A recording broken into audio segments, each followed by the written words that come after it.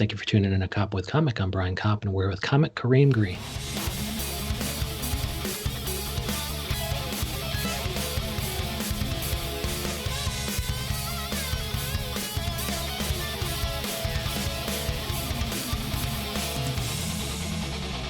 Kareem Green, how the hell are you? Yo, I am great, man. I am great. Good, man. You've been keeping that hustle alive, man. You are hard to pin down. You got shows in several states, and so it's so nice for you to come on. Thank you, man. Yeah, I'm just trying to, keep the ball rolling as best we can. Staying in good spirits. You know what I'm saying? Yeah, especially now, man. If you can hop on an outdoor show or an indoor show, I mean, that's a fucking rarity that you got to snap up. Yeah, man. I was doing a lot of live shows, or a few live shows, on Facebook Live and Zoom shows, and I was getting a little used to it, but it was like that. You miss that real deal, that good feeling, of joke and immediate response, Yeah, I used to have that quite a bit, and now it's missing. Like you don't know what you got till it's gone, right? Yes. You never thought that this would be taken away, But hey, in the meantime, I follow you online. I know at Kareem Green is you at Twitter, and also you on Instagram is Kareem Green 21, and I think Kareem Green 21 is also you on Facebook. Correct. Thank you, brother. Yeah, well, thank you, because in the meantime, you got us laughing. Like your Instagram thing that I'd love to talk about is the whiteface thing is fucking hilarious, man. Like, have you gotten any blowback on that? And what's your opinion of whiteface versus blackface? I guess it's whiteface. I guess that's yeah, Caucasian face. I love it, man. I have no problem with it. The good thing about the one thing about I would say white people is they don't have a lot of stuff attached to things. Yeah. So they don't, you don't feel the offense because there's no pain attached to it. So, you know what I'm saying? That's how I can be cool with whiteface, right? Because I got no pain attached to it. You know what I'm saying? It's just like literally like the N-word bothers black people because it was, lynchings, hangings, and beatings, and rapings, and all that stuff attached to it. Now, when you say like cracker, honky, white bread, chicken shit, any of that, there's nothing attached to that, but it's just a word. You know what I'm saying? Oh, yeah. It's not attached to any lineages of pain or something. So it's easier. It's it's like, all right, whatever, what I'm saying? It's like you're going to spoof me for getting out of a parking ticket. Thank you. Yeah, yes, I do get out of parking tickets, and I don't get thrown against the hood of the car. Thank you so much. yes. I'm not, what I'm saying? There's nothing to, so I mean, I don't see like, so when white people do get upset, if they do get upset about it, they sound stupid. They just sound big. Some of it, and I can't tell what to be upset about, but I know you're reaching. You're reaching. And a lot of times it's more pointed. We're trying to let you know, hey, you should be cooler about blackface, Kareem Green, because I was cool with that whiteface that once. It's really it's not even that. It's really, I feel like it's just like I want to get away with something. I want to, you know what I'm saying? Like, how do you get? That's what the world is about. The world is mainly about the reason why people hate crooks, not just because they're crooks, is because they get away with shit that you wish you could get away with. And you can't, and you feel like you're gonna be punished, or you can't deal with the punishment. So, and if they get away with it, you be like, you pieces of shit. You're not really. Yeah, I'm jealous. I'm envious. I'm resentful that you can get away with whiteface and I can't get away with blackface. I'm resentful that for once I can't do one thing as a Caucasian. Yes, exactly. It's a small, you know what I'm saying? One of the greatest memes I've ever seen about white people is, it's funny as hell to me. It says, hell has no fury as a white person, mildly inconvenienced. Hell have no fury as a white person, mildly inconvenienced. That's literally, it sums it up, the supposed aggravation or anger of a white person with other people kind of do. Like, no, don't get me wrong, there's legitimate beefs with certain things, but that stuff is not really, Yeah, and I love that verbiage, that sentence could go with any picture of a white person being inconvenienced, and it would be hilarious. Yes. Having to put on a mask or some shit like that. Yeah, or just something, or just seeing some, just the barbecue Beckies of the, like, why? I think some of that be like, why are they having such a good time? And you know what I'm saying? I feel like it's one of those things where some people, and this is not for all white people, but some people will see someone having a good time and they'll be like, the fuck are you so happy about? You know? and then you know what I'm saying? Things are fucked up, you know? Yeah. Or your life is fucked up. You should be mad, you know? Yeah. And other people will be like, man, you're having a great time. I want to get in on that. You know what I'm saying? So it depends on the type of person, like, you know what I'm saying? And this comedian said, like, she said it was very funny. Her name is Onika McLean. You should get up here when you get a chance. I'm not telling you what to do, but you Yeah, should. no, I think I follow her on Instagram. I think I reached out recently. Onika, sure. Yeah, yeah. She said she had this joke where she said, she just recently said it. She said, all the Karens, the only reason they're Karens is because they're non-attractive.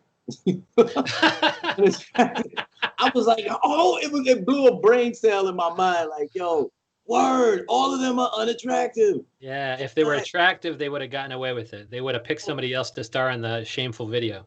Well, when you're attractive, I think certain things don't bother you because life is very good for you. Like, you know what I'm saying? Life, nothing bothers the attractive. Wow. yeah, not too much bothers you because people give you stuff because you're attractive. People treat you a certain way because you're attractive. When you're not getting the attention you want that you think you should have, you find something, you know? You go find something to be, you know, to make you important. Yeah, well, so what the hell do you do? I mean, you're a good-looking chap, right? I mean, you're on all these big shows and things like that. Like, aren't you getting enough just attention and being a badass motherfucker? You got to star with Monroe Martin and who's the other one? Onika and all these people at the Bel Air Diner. Like as a good-looking dude, like nothing should bother you, right? Well, I only know I'm good looking because people tell me that. I know, right? Oh, okay. So when you look in the mirror, you don't see just the hottest dude. Like you're like, well, there's still I almost said R. Kelly, but there's still, I don't know, Denzel out there. There's still, real good looking guys who are celebrated the world around for their beauty. And I'm just gonna go get laughs, even though people tell me I'm good looking, but I'd rather be hilarious. But this is the thing. This is the funny thing. When I came up, I was it's when as a kid, my parents. I mean, like the adults used to be like, "Oh, that's a handsome one. He's gonna get the girls." Right? That's what adults used to say to me as a kid, right? and my brother, they was like, well, "He's the rough one. He's gonna be the fighter." That's my little brother, and I was like, "I want to be the fighter." You know what I'm saying? And this is like 7, 8, 9, that age. And so, but my peers, the kids, I was dark skinned, still am, but being dark skinned, black people treat you. It's colorism. So they'd be like, they automatically act like you're unattractive because you're dark skinned, right? Wow. And plus that's a thing in the culture, huh? Yeah, that's the thing in American culture. It's called colorism, right? Wow. And also when you're young, you don't really know what good looks are. Yeah. You just know what kind of is cute when you're young. But when you get older, you get to really see what, like, the unique good looks of people or whatever it is, right? When you're younger, your eye's not trained enough. It's not, well, it's just like, oh, that seems cute. That's not, whatever. But as I got older, then, it started, I guess you grow into the looks of everyone seeing the same thing, Yeah. So you're like, well, I don't want to be called this cute thing that sounds like a boy. Let me go ahead and fight some motherfuckers. Yeah, I want to be the rough one. I want to be the fighter. So I never thought of myself as a good-looking guy because my peers didn't respond that way. And you want to fit in with your peers, not the adults. So, so it didn't really resonate. And then, as I got older, and then, in dealing with women, it wasn't my personality. I feel is what helped me connect with women. So the comedy is what made me connect with women. Yeah. So that's what I kind of, lean towards, comedy. And plus with different things like comedy, it builds friendships, it builds bonds, and I wasn't the funny guy in school. I wasn't whatever. I'm called what you call an introvert extrovert. If you know me, I know we fun, we having ball. But if I don't know you, I'm like kind of quiet until we kind of know each other. Yeah. sometimes it's weird. It's weird. It's hard Oh to. no, I can totally see it. But the fact, like, yeah, even certain people, comics on here, they've said they're introverted, and the fact that they go on stage and are able to do that at that time, it's kind of just a different thing. It's like they'd rather talk to a room full of 100 people than go up to 5 afterwards and talk after the show. Yes, because because to me on the stage is our play. Is for me, it's my playground. Let me speak for me. It's my playground. Like I can go up there and do whatever I want to do. I'm gonna be judged, but not really. That's the way I feel. Like I'm being judged, but I'm better at you than this. So you judge. You know what I'm saying? It's like the people in the audience are not. They're not as skilled as what you didn't. You do stand up too, also, right? Oh no, I just interview the funny stand-up comedians, man. That's why Kareem Green is on the show. Oh, okay, all right. Yeah. But I'm trying. Like I do ask certain questions. I've done it before, but really, you guys have the hustle that I do not have. I have the hustle to interview 15 comedians every other week, and that's all the hustle I have. You guys are the ones who'd be like, I'm on the train, I'm on the PATH train, I'm taking the 1, 2, 3 to the 4, 5, 6, or whatever the fuck it is. You guys got the hustle. Yeah.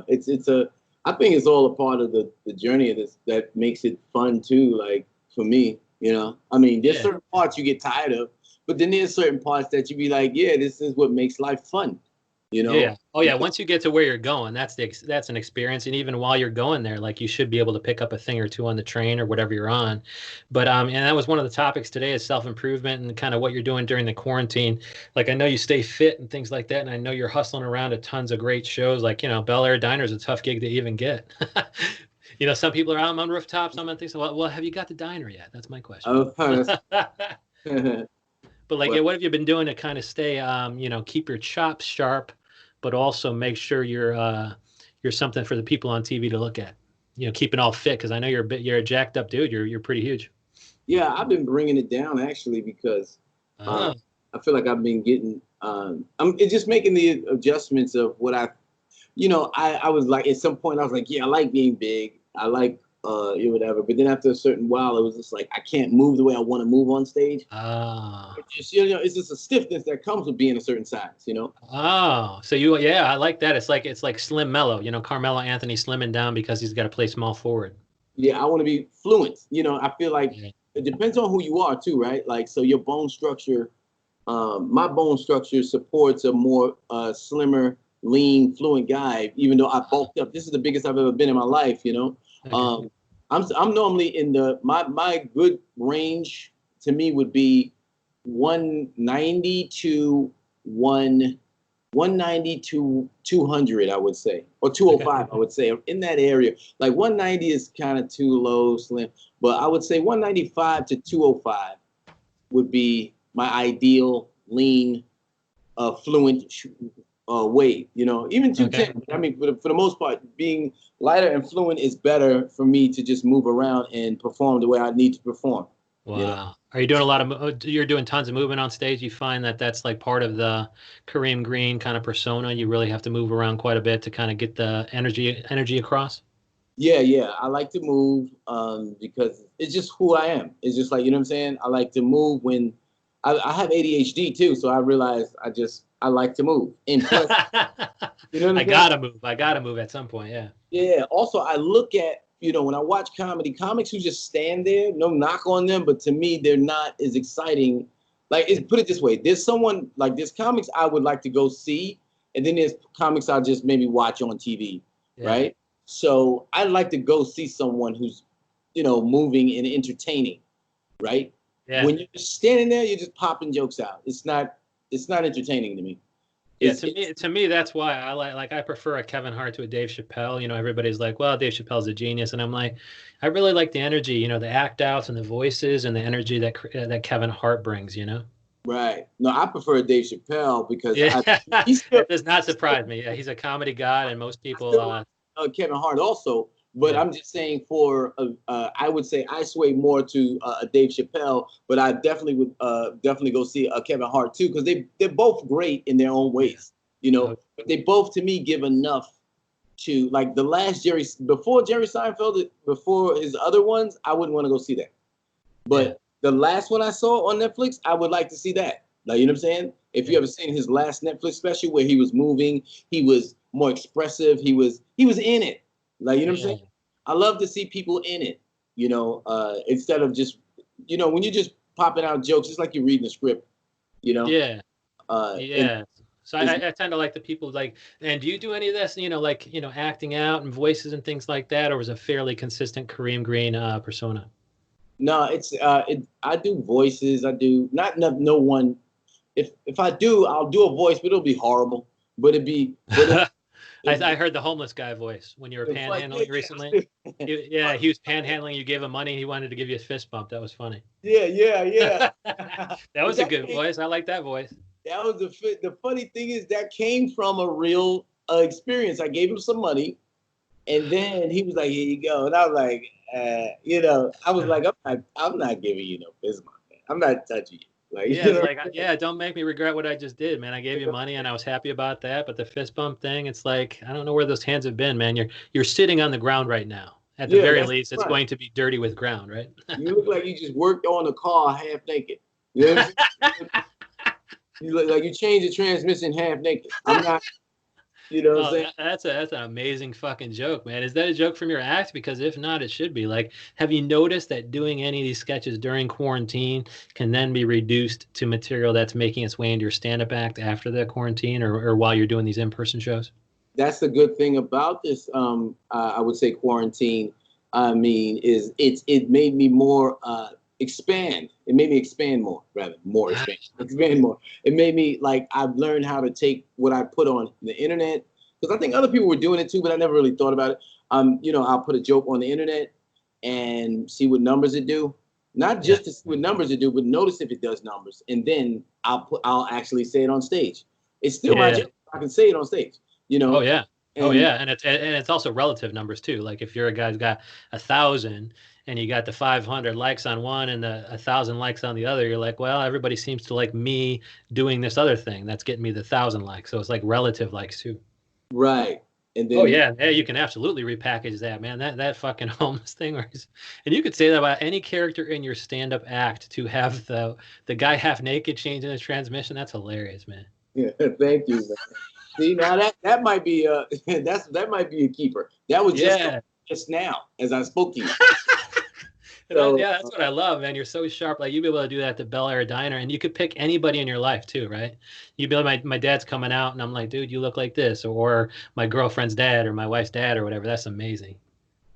And, Um, like, even looking at your bio, I mean, you've just done such huge shows, man. Do any of the shows stick out as particularly kind of not just memorable? I know all the shows were probably memorable at that level, but like, were any of them formative where you had an experience where, things clicked on stage or they clicked when you were talking with a big comedian on the bill that was really formative and kind of like, oh, that's what I'm good at. Let me keep doing that. the Big Show, no. Or just any shows that have been formative where everything kind of clicked, like, oh, this is the Kareem Green persona that everybody in the audience likes. Well, as I do it, the more I do it, and I just see what gets me the laughs, Yeah. right? And I know, and I go, okay, they like that about me, and that's fluent, that's natural. I'm not trying hard to do that, right? Yeah. So I just I log it, you know what I'm saying? So when I do voices, and it's not like the thing about the voices I do, they're kind of absurd. They're not good, but that's what makes them funny too. And he's doing Bill Clinton, but awful. But that makes it funny. He's not as like just a sharp guy who does voices. I'll do a voice for the purpose of what I'm doing, but I'm not doing a bunch of different people voices, right? Yeah. So, or unless it's a voice of a family member or a voice like the homeless guy. So a homeless guy's voice can be any voice. You know what I'm saying? So there's no distinctive homeless voice. You know what I'm saying? So I'll be like, oh man, his voice sounds homeless. No.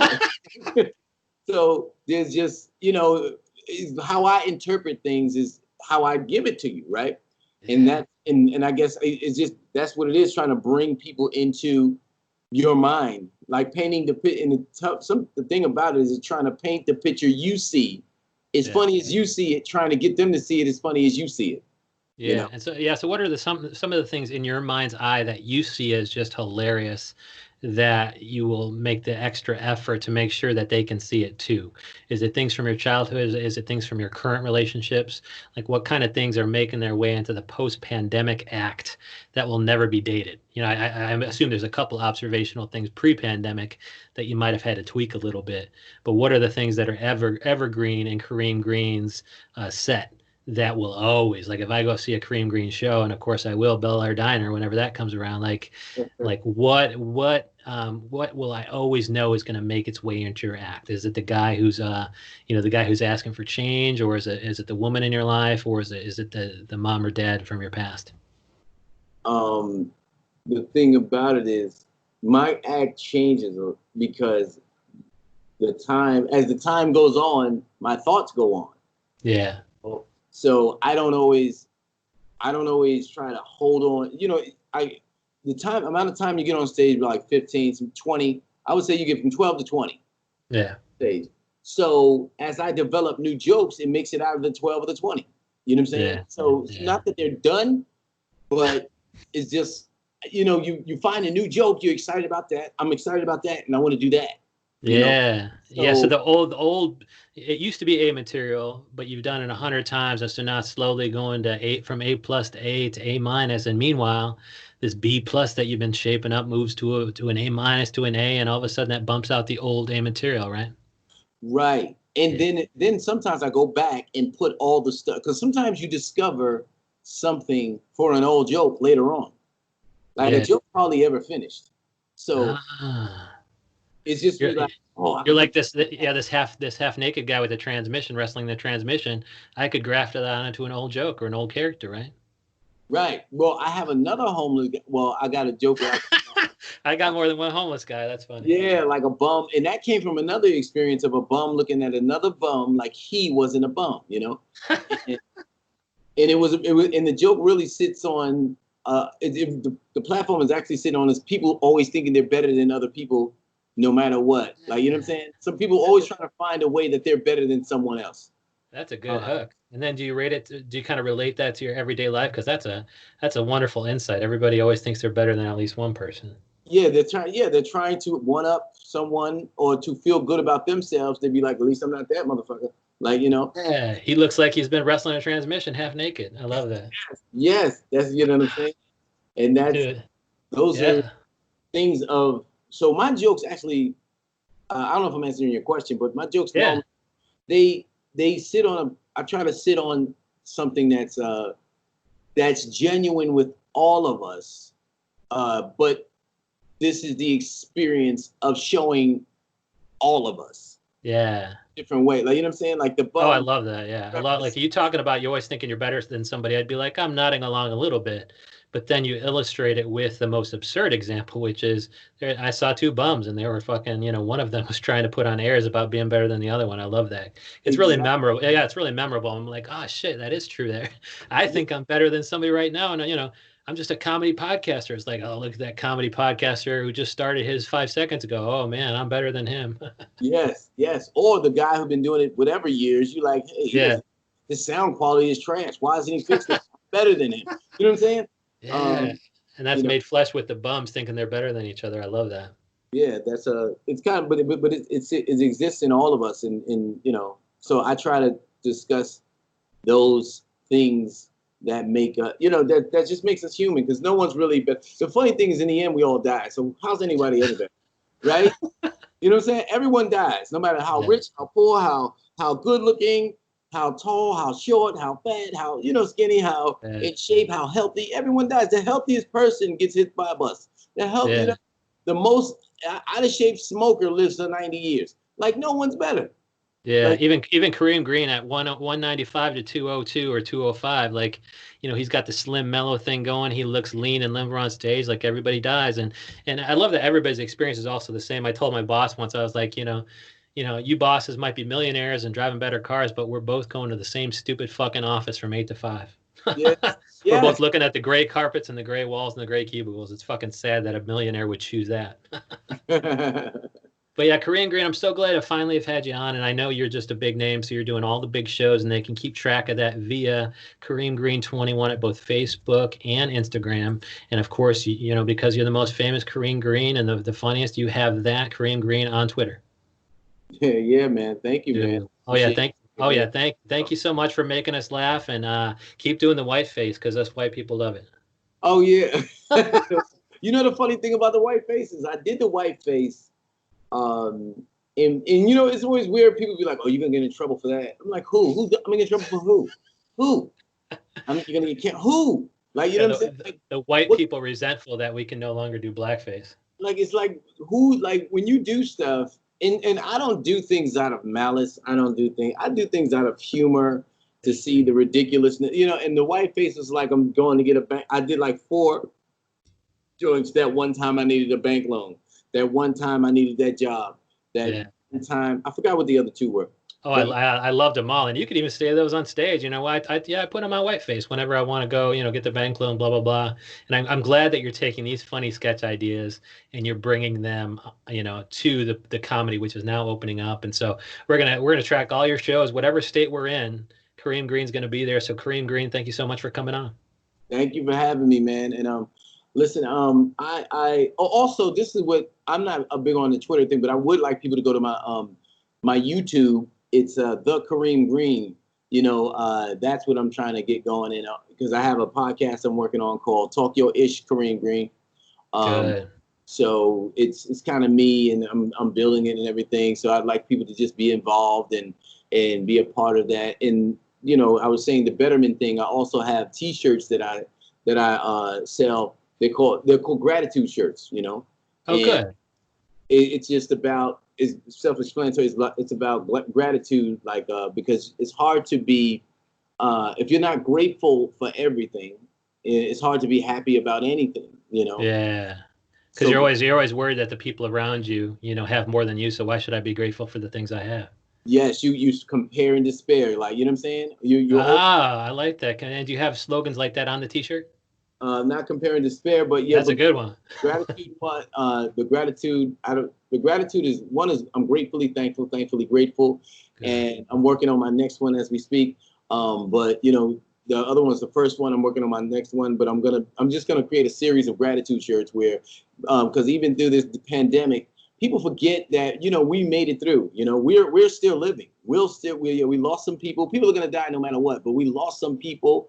We're Yeah. still here. We're still healthy. We should be grateful for that. You know, we still got a roof over our head. We eat every day. Those are simple things that yeah, you can't go outside, but at least you're alive to be inside, you know? So, you know what I'm Oh, saying? dude, yeah, yeah. I'm looking at the t-shirt right now. It's you know, it's being modeled by a friend or something like that on your Instagram site. That's a nice t-shirt. I'm gratefully thankful and thankfully grateful. Can they buy that on your website? They buy it directly from me. It's on my website also, my website. That's the Wix website. But yeah, it's one of the best quality. It's not like the Gildan shirts. It's the other. It's soft. It's fitting. It's dope, man. It's good. It's good quality, man. So I just try to put people in things I want to wear also. You know. And so you sell those at your comedy show as well? I sell them at my comedy show mainly. I got an album out. I sell that also. Good. So and it's called Guilty Pleasure. You know, that's the album. You know, Guilty Pleasure. Yeah, I want to hear what Kareem Green has to say on that. So, dude, I'm looking at you in a t-shirt too. You have you know, in this picture you have a fucking cast on, but it still looks good. Like you got some swole motherfuckers wearing this shit. So whether or not we got the 210 pound Kareem Green or the 195 Kareem Green, man, you're the best person to kind of show off this merch because it's funny, it's cool, and you make it look good. So Kareem Green, thank you so much for coming on. Thank you. I appreciate it, man. Thank you. If they want shirts or album, whatever, tell them just to DM me and any one of those things, and I'll let them know how to get it, how I can get it to them, and you know, and how they can pay. Oh yeah, and laugh your ass off at the comedy show first. Yeah, that'll Thank happen. you so All right, much. Yeah, have a thank good you. one. All right, you too. Take care.